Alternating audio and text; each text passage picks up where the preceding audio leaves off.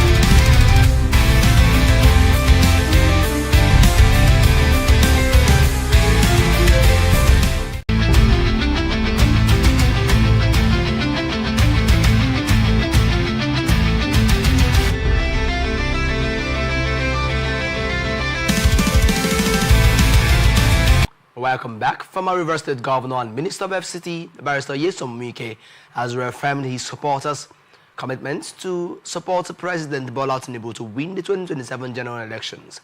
Wike, who made the declaration shortly after the annual Thanksgiving ceremony of the chairman of the South Development Forum, Chugodum Muche, held in his hometown in Ochigba community, Ahuda East local government area, told stakeholders from Ahuda East and Ahuda West local government areas that political activities will resume from January 2026. The FCT minister thanked the people of Ahuda for their support over the years and assured them that there was no cause for concern and that they had nothing to fear and would speak at the appropriate time. The Thanksgiving ceremony was attended by several political heavyweights, including Senator Magnus Abe, Senator Philip Aduda, Senator Wilson Ake, and Senator Olaka Wogu, as well as Ambassador-designate Aaron Chukwemeka, OCJ Okocha, Ferdinand Anabrabra, among others. During the briefing, Wike criticized the individuals he accused of benefiting from sacrifices made by others during the 2023 general elections to support and ensure the emergence of President Bola Tinubu, adding that he and his supporters stood firmly by the president during the difficult period of the electioneering campaign. Speaking further, the FCT minister stressed on the importance of keeping agreements, adding that he would not be part of any arrangement that could not be honored, and follows indications that the lingering political crisis and the much talks about peace deal between the Minister of the Federal Capital Territory, FCT Nyesom Wike, and the Governor of Rivers State, Siminalayi Fubara, may not be completely resolved and could take a new turn.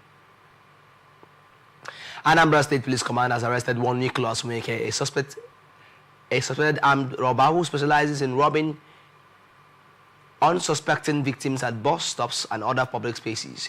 A statement released on Saturday, the spokesman for the Anambra State Police Command, SP Tochukwu Ikenga, said the suspect was arrested while trying to rob a victim, while a pump-action rifle, 5 expended cartridges, 1 item mobile phone, and a cash sum of 1,200 naira were recovered from the suspects during the arrest.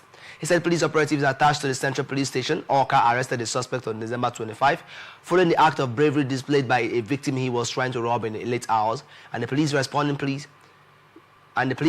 team met the victim struggling with the suspect over a firearm at the scene, and consequently the suspect was successfully disarmed and arrested with the assistance of the police. According to him, the case has been transferred to the State Criminal Investigation Department, Orca, for discreet and comprehensive investigation.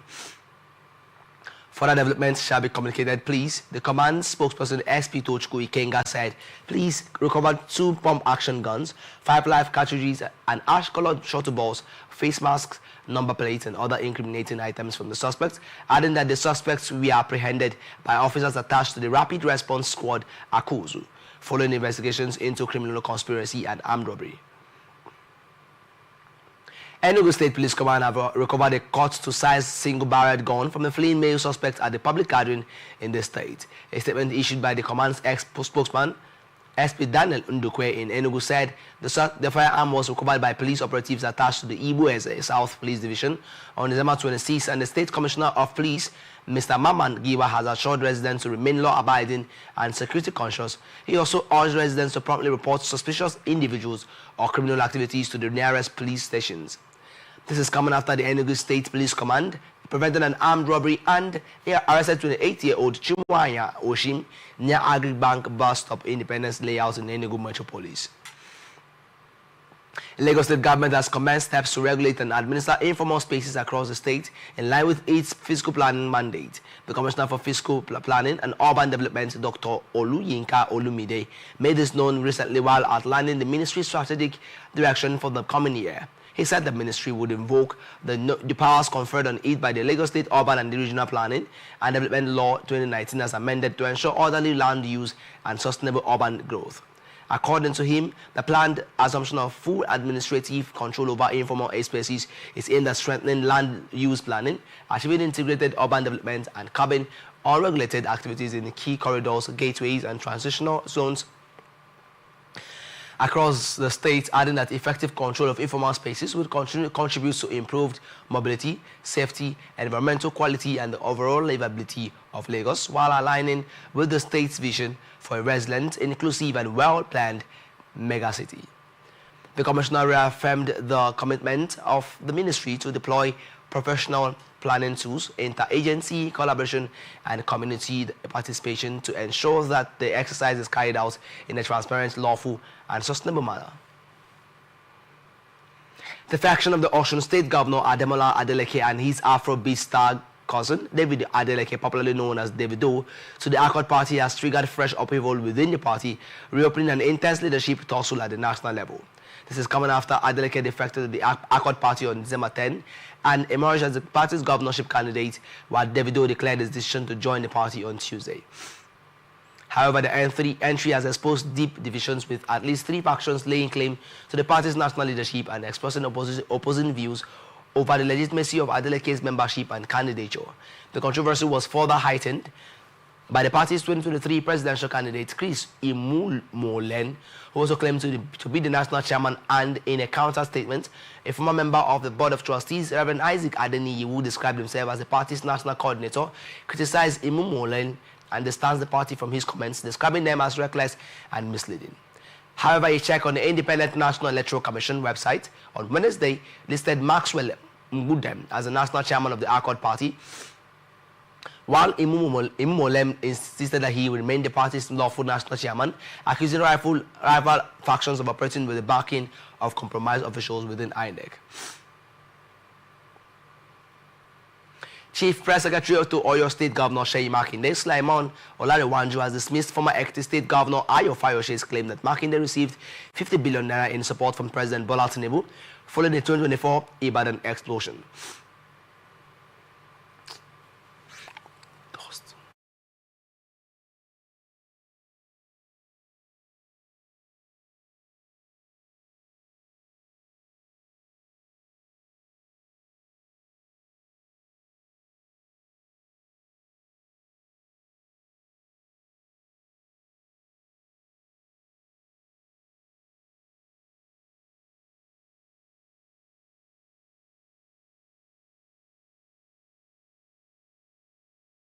The CPS was reacting to remarks made by Fayoshe, in which the former governor accused Makinde of failing to disclose 50 billion naira in support from the presidency, and also claimed the 50 billion naira was not deposited directly into Oyo State coffers, but was tied to Makinde's meeting with the president.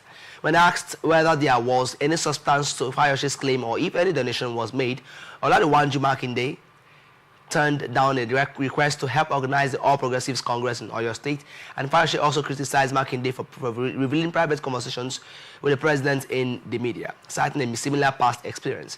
This is coming after the Ibadan explosion, which occurred in January 2024 at Adeyi Avenue, killed 5 people, injured 77, and damaged about 55 houses, and Makinde had visited Asho Rock on January 22 to present a report of the incident to President Tinubu.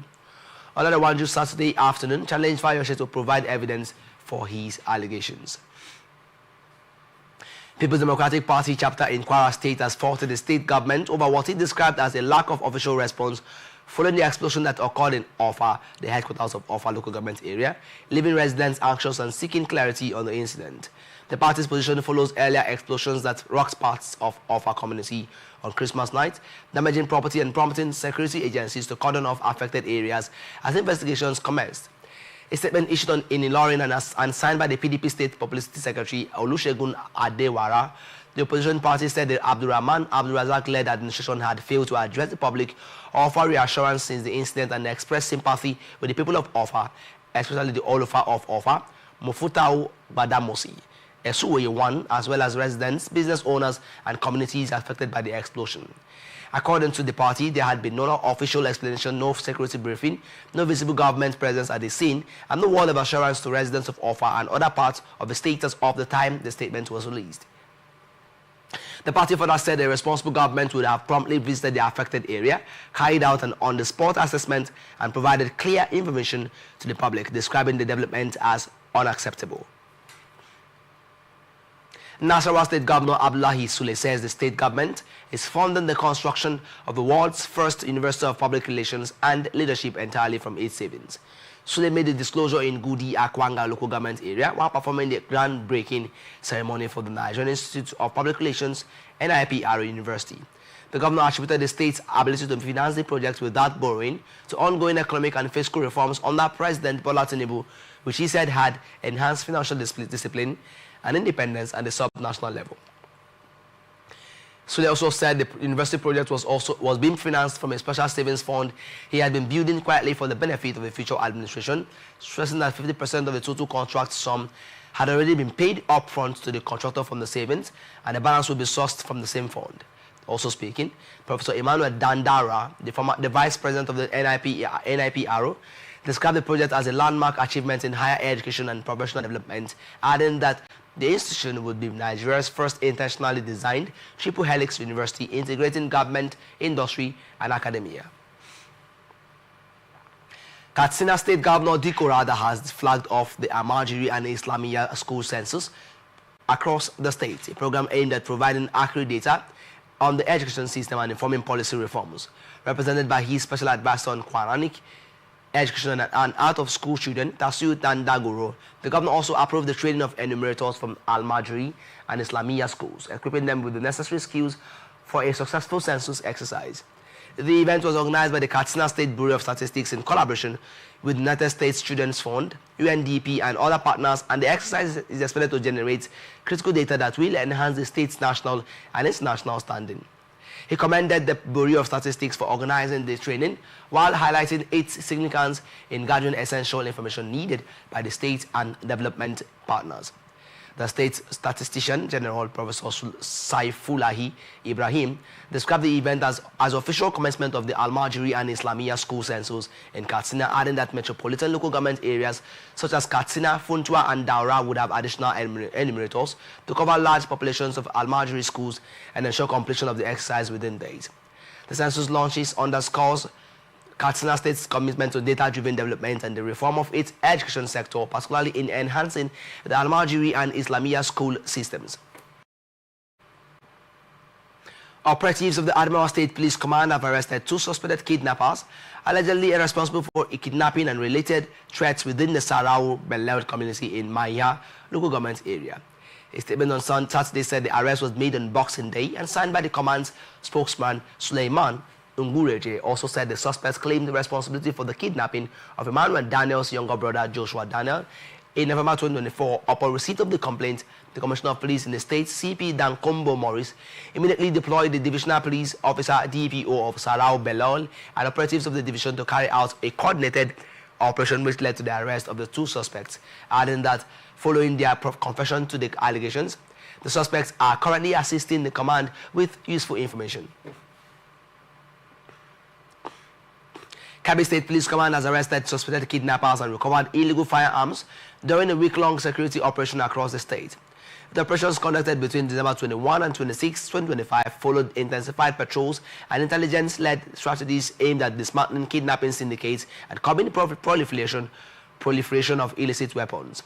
A statement by the command spokesman, SP Bashar Osman, said the suspect identified as Ilya D. Bano of Yabugayo village was arrested in Danko Wasago local government area for allegedly threatening the village head of Ya Ali village and another resident with kidnapping unless a ransom of 500,000 naira was paid.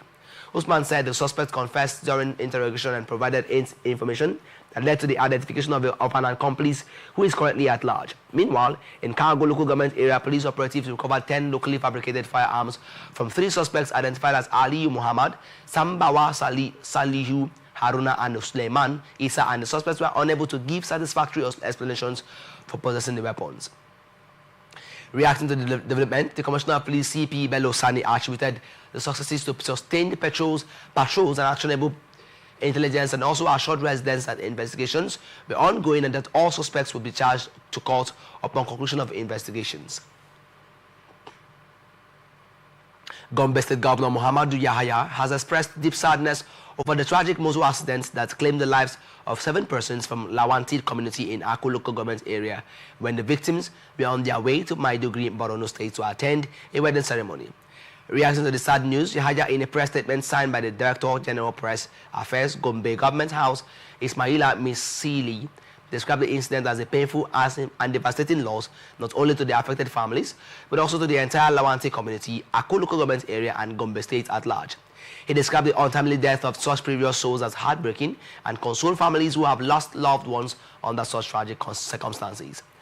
The governor commiserated with the families of the victims, particularly the district head of Jalingo, Bello Hassan Babangida, who lost his sister and niece, Idris Lawanti Maigari, who lost his daughter, and Idris A. Isa Lawanti, the councillor representing Ako Ward, who also lost close relatives, and also prayed that Allah forgives the shortcomings of the deceased, accepts their good deeds, and grants them eternal rest. Kano State Hispa Board has arrested 9 young girls for allegedly engaging in prostitution, popularly known or referred to as Good Evening Girls. The board's Deputy Commander, General Dr. Mujahideen Aminuddin, who disclosed this in a statement on Saturday, said the suspects, 8 females and a male, were apprehended during an end-of-year special operation carried out on Friday night along major streets in Kano Metropolis. Aminuddin said the girls, aged between 15 and 20, confessed to having been involved in prostitution for some time, and the operation was conducted on several streets, including Zoo Road, Banana Zoo Road, Amadou Bello Way, Lamido Crescent, Tuku Road, Lodge Road, Nasarawa Hospital Road, Magazine Rumfa Road, Sultan Road, Nasarawa, and Audibako Way. The Deputy Commander General further said the board would continue to raid such areas to apprehend violators of Sharia law in the state and urge parents to ensure the proper upbringing of their daughters to curb prostitution and other social vices.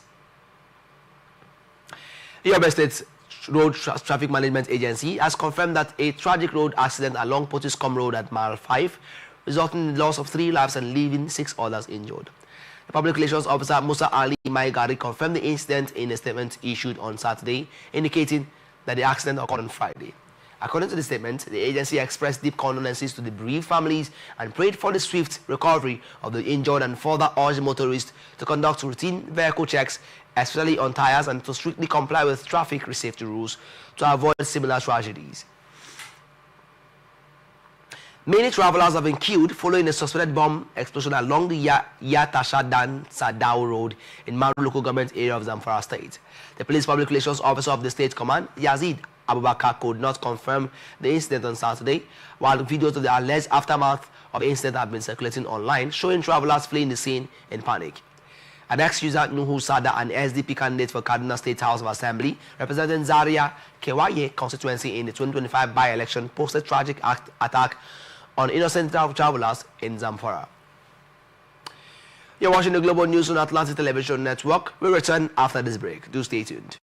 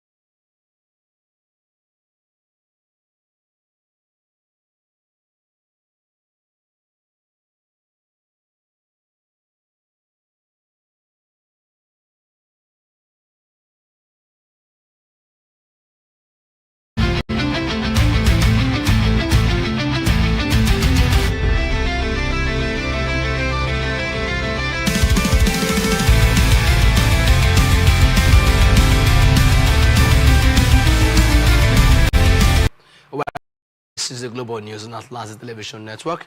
And now to the rest of Vice President Kashim Shettima has assured Nigerians that the country will conquer terrorism and restore peace to the troubled area.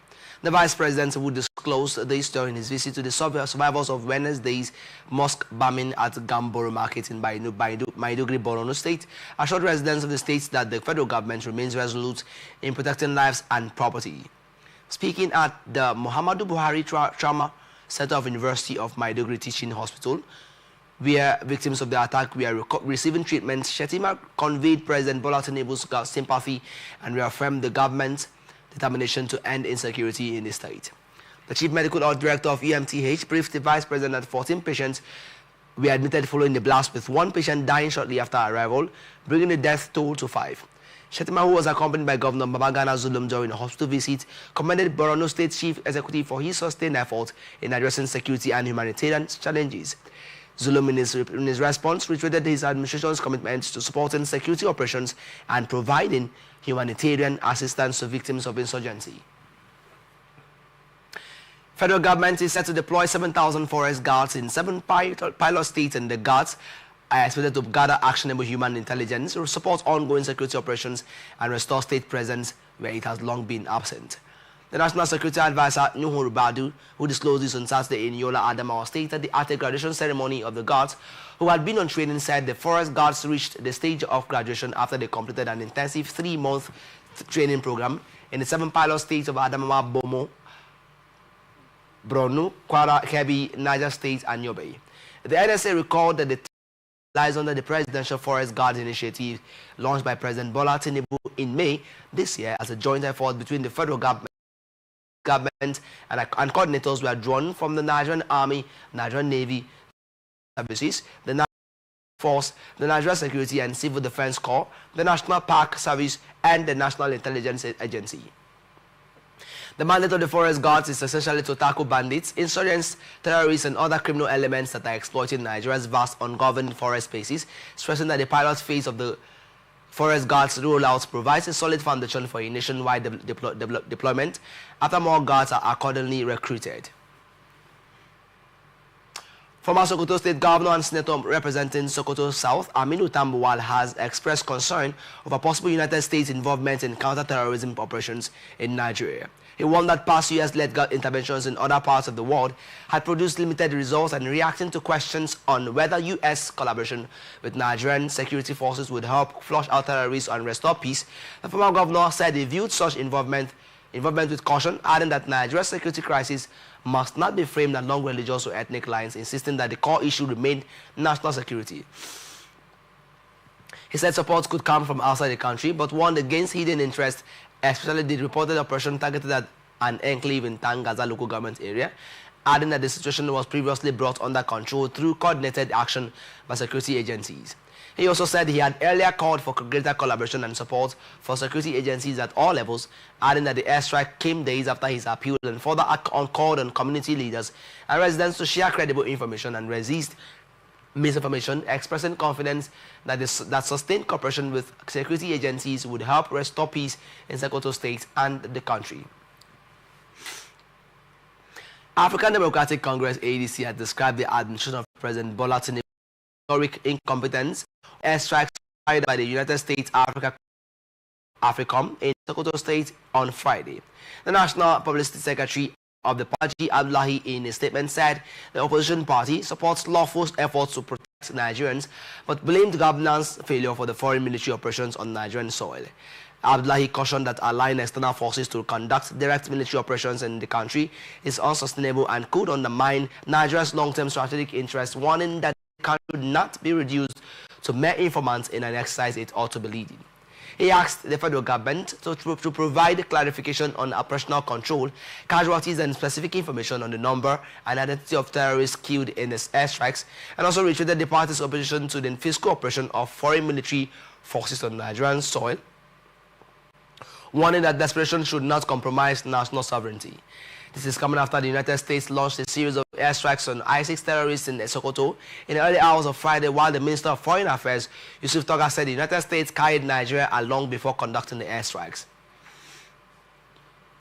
President of the Christian Association of Nigeria, Daniel Oka, has commended the federal government's efforts at improving security as well as reduction in attacks on places of worship during the period. Oko, who disclosed this in Lagos when CAN leaders paid a Christmas visit to the President and First Lady Oluremi Tinubu, expressed optimism that the improvement would be sustained while stressing the importance of continued collaboration between government and religious bodies. The CAN president urged President Bola Tinubu to sustain efforts at strengthening peace and security across the country, adding that the visit was to felicitate with the first family and appreciate his commitments to national development and support for the vulnerable.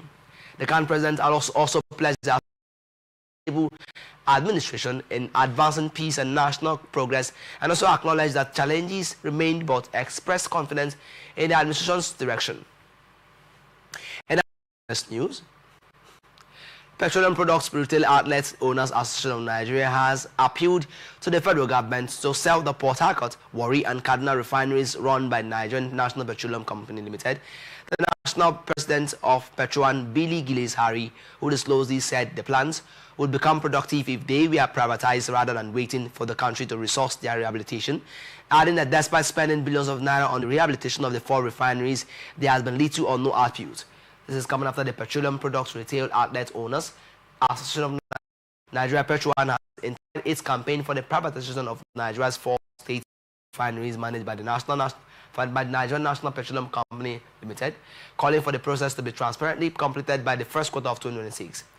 A statement by Petron's national president, Billy Gillis Harry, described years of heavy public investment in refineries as a persistent that has yielded little to no commercial output, and argued that continued government ownership is creating unnecessary fiscal waste and hindering progress in the downstream petroleum sector. This comes amid ongoing debate over the future of the state-owned refineries, while the group chief executive of NNPCL, Bayo Ojulari, had said the privatization of the state-owned refineries is not off the table after a successful review of the facilities. And now some international tidbits. African Union has strongly criticized Israel's decision to recognize Somaliland, reaffirming its position that the breakaway region remains part of Somalia. Israel on Friday became the first country to formally recognize Somaliland, an autonomous region in northwestern Somalia that declared independence in 1991 after the collapse of the Somali state, and the move has drawn condemnation from the AU and several countries in the region. A statement by the chairperson of the African Union Commission, Mahmoud Yusuf, said the bloc had taken note with deep concern of recent development relating to Somaliland and rejected any attempt to recognize it as an independent state. Somaliland, which has governed most of the territory it claims for over decades, has enjoyed relative peace and stability compared to much of Somalia, but has not received international recognition despite sustained lobbying by its leaders. President Abdirahman Abdullahi has made international recognition a top priority since taking office last year. Israeli Prime Minister Benjamin Netanyahu defended the agreement, describing it as part of Israel's broader diplomatic outreach. United States Congressman Riley Moore has contrasted deadly Christmas attacks in Nigeria with U.S. military action taken on Christmas Day, saying American forces were used against Islamist militants rather than marking another holiday of bloodshed for Nigerian Christians. Moore wrote Saturday on X that Christians in Nigeria had been killed during the past 2 Christmas seasons, but said that this year the response was directed at extremist groups instead. This is coming after the U.S. President Donald Trump said on Thursday that U.S. forces conducted deadly strikes against Islamic State terrorists in northwestern Nigeria and vowed that more attacks if the militants keep killing Christians. In 2023, reports on Christmas Eve said at least 440 people were killed and others were missing after gunmen carried out a series of attacks on remote villages in Plateau State, while in 2024, separate reports said herdsmen attacked a cluster of 5 predominantly Christian villages in Benue State on Christmas Day, killing at least 33 people. Police say pileup involving at least 50 vehicles on a highway in central Japan has left 2 people dead and 26 injured.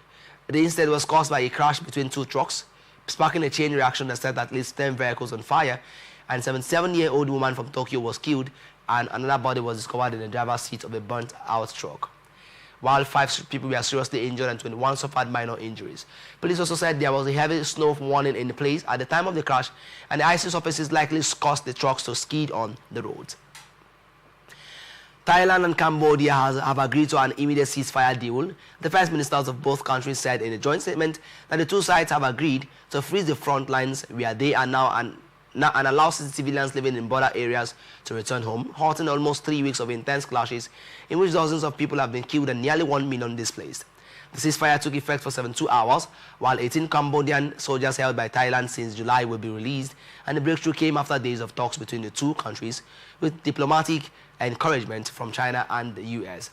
The agreement prioritizes getting the displaced back to their homes and also includes an agreement to remove landmines. Thailand's Defense Minister Nathapon Nakfanit described the ceasefire as a test for the other parties' sincerity, and Thailand retains its legitimate right to self-defense under international law. Thailand had been reluctant to accept the ceasefire, saying that at least the last one was not properly implemented, and also resented what they saw as Cambodia's efforts to internationalize the conflict. However, the agreement was suspended by Thailand in November after Thai soldiers were injured by landmines, with Thai Prime Minister Anutin Chanvirakul declaring that the security threat was released. Here now is ATN Sports News. Nigerian coach Eric Chell says the African Cup of Nations has grown to. According to the former Mali coach, Africa just needs to develop their coaches to match the standard out there in Europe and the world.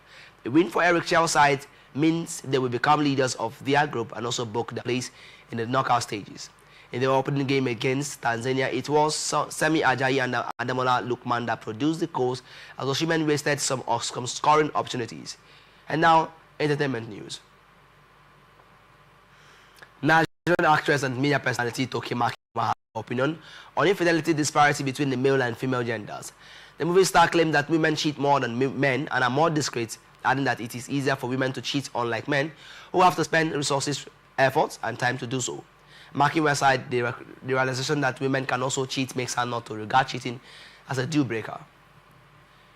Popular Nollywood actress Doris Ogala has rejected the $10,000 settlement from the founder of Grace Nation Bible Ministry, Pastor Chris Okafor. The actress made this known in a video and shared on her Instagram page Saturday morning. Speaking in the video, Ogala said the clergyman brought the money and a settlement and also begged her to publicly debunk everything she had said about him.